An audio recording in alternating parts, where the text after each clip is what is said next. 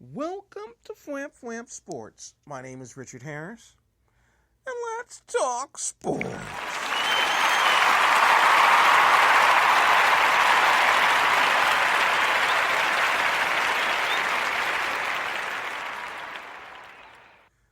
Welcome to Fwamp Fwamp Sports. My name is Richard Harris. A week and a half ago, I did a blog titled that San Antonio Spurs saved the NBA season because the Spurs beat Golden State at home to basically continue the mastery that they have over them in San Antonio. They have won some obscene number of games in a row, like 32 straight against the Warriors.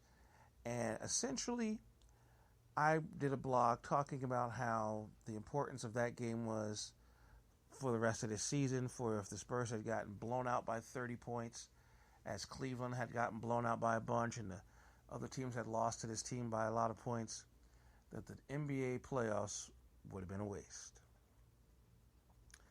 I'm not recanting that statement, but I'm going to come up with a different statement based on what I talked about last time. And that is the Spurs, in my opinion, have ruined the NBA.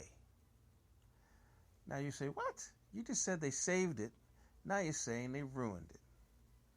And I'm going to tell you why I say what I say. I am sick and tired of this generation of athletes. Whether they are millennials, whether they're non-millennials, basketball is becoming an absolute joke. And the NFL and Major League Baseball has become the same. I don't know what my generation, what was in our sperm batter or what was in our women's egg batter or whatever, because of the fact that our athletes today are paper mache. Now, some might say that the same injuries that occurred in the 60s, same injuries that occurred in the 50s and the 40s and the 30s, players would just tape it up and get back out there and play again. They would play with dislocated fingers, thumbs, toes. They would play with concussions and so on and so forth. And as technology's gotten better, the medical profession's gotten better, they've come up with ways to heal us through rest, relaxation, and surgery.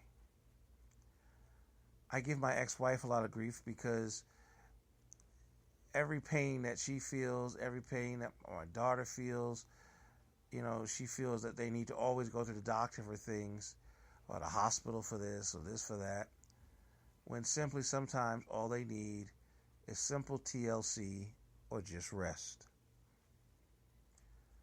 But my goodness,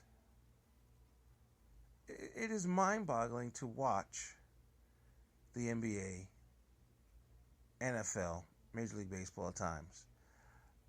Major League Baseball is only brought up in this because pitchers come back from injuries and they need rest. Their arm is still healing. They haven't developed the strength back in it yet, so it needs healing. It needs more time. And then pitchers get put on limits and counts and stuff. And I completely understand that. In the NFL, they have a thing where it's the last 2 weeks of the season. You've already clinched home field. Unless you're going for an undefeated record, playing those last two games puts yourself at risk of getting injury. Forget about continuity. Forget about repetition. You're basically playing the games, for no other reason other than to pad your stats and for the love of it. But a lot of times, in a lot of seasons, NFL teams are going around, they rest their veteran players, they rest their starters because they don't want them to get hurt.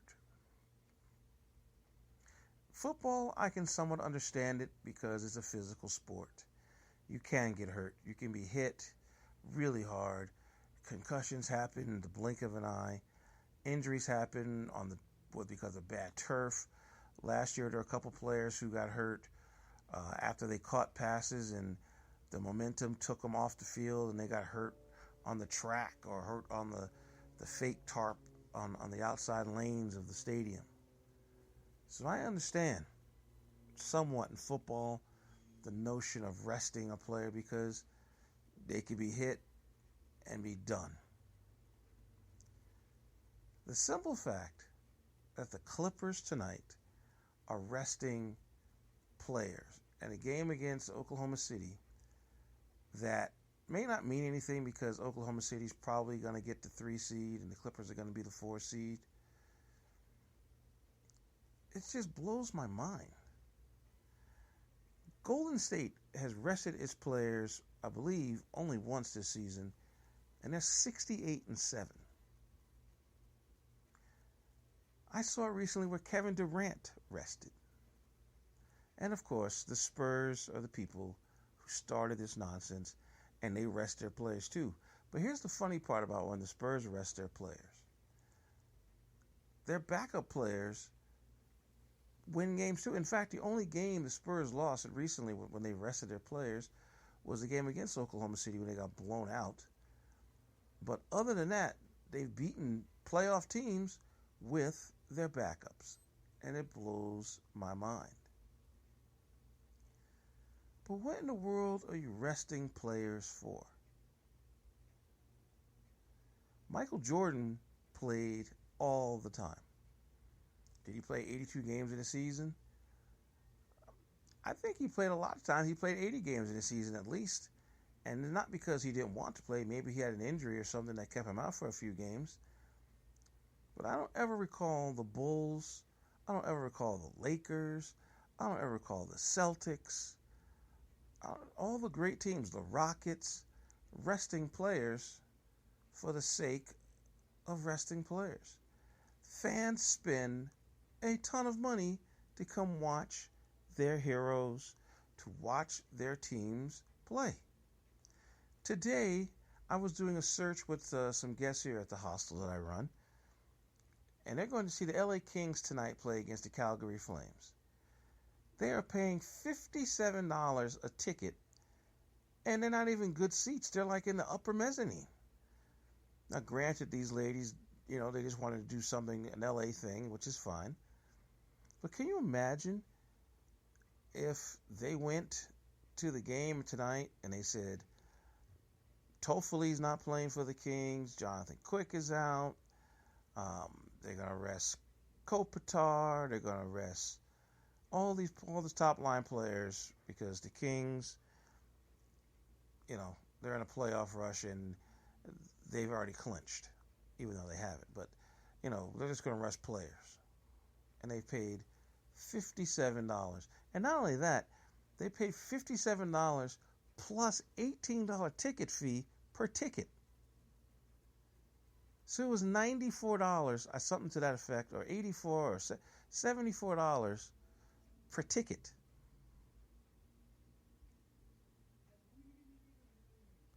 That's crazy. They wanted to go to the Laker game last night, and that they were asking for $300 a ticket for crappy seats for 5 people. $300 a person to see Kobe Bryant play against the Miami Heat for the last time. And here's the kicker. Kobe Bryant played less than 10 minutes last night. Kobe Bryant was covered in ice bags from his shoulders to his feet.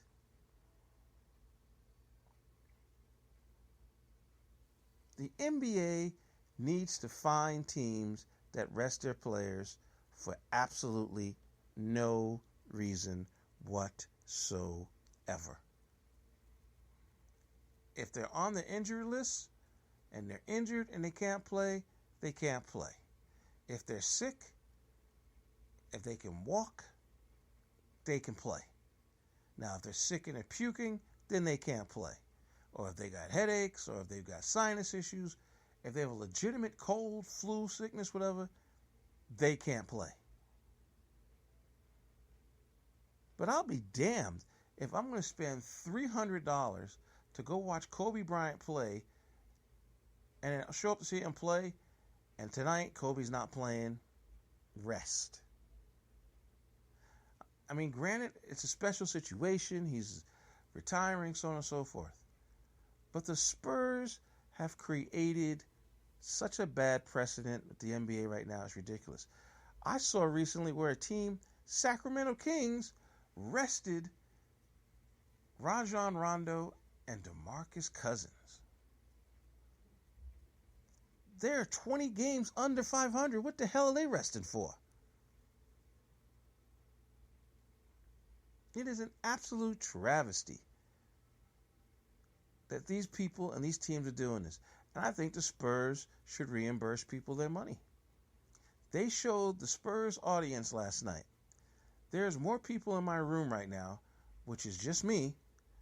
Now I'm embellishing, of course. Than was at the Spurs game last night. There were more empty seats in that arena than I have ever seen in my life. In fact, somebody made a joke that maybe there was a big sale going on at the concession stands that kept the people from going back to their seats. Is that what the NBA wants? Because they don't want anyone sitting down because Popovich is going to rest his players no matter what. The Sacramento Kings rested players. And then people have the nerve to ask me about what Warriors are doing, if it's a special thing that they're doing. It's not as special as it should be because there's crap players in the league and teams are resting players for no reason. That's why I won't pay to see an NBA game. I won't even buy the NBA package because you never know who's coming on. That's why I'll keep what I have, which is ESPN and TNT, and take my chances. What a joke. What an absolute joke. LeBron James is resting. What are you resting for? What are you players resting for? And Popovich makes a joke out of it, and all the media laughs at it. Why is Duncan not playing? Age.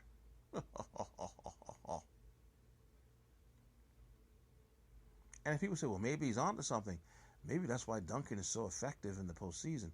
They got knocked out of the playoffs in the first round. What if you're resting your team all this time and you get knocked out in the first round? Then what? All that rest for nothing. And the Clippers have basically 7 games to reincorporate Blake Griffin back into their lineup, which I believe he'll be back in there on Sunday. So why are you resting your players now? Why not allow them to continue the confidence and the confident role they've been on, winning 30 out of 44 games? That's just one man's opinion. I'm Richard Harris. If I was the fans, I wouldn't go to the games. I wouldn't even buy the NBA package. Just watch it on basic cable. What you don't want the NBA to turn into is a playoff-only league. That's what hockey's problem is. Hockey is great in the playoffs. We all know that. But the fact of the matter is, no one's watching hockey during the regular season because you can't find it. The only time you can find it is during the postseason. 2 seasons, two leagues that have 80-game seasons. What's next? They're going to start talking the talk like they do with baseball, saying baseball's too long at 162 games? You can't win as a fan these days. And to be honest with you, I don't think the leagues care.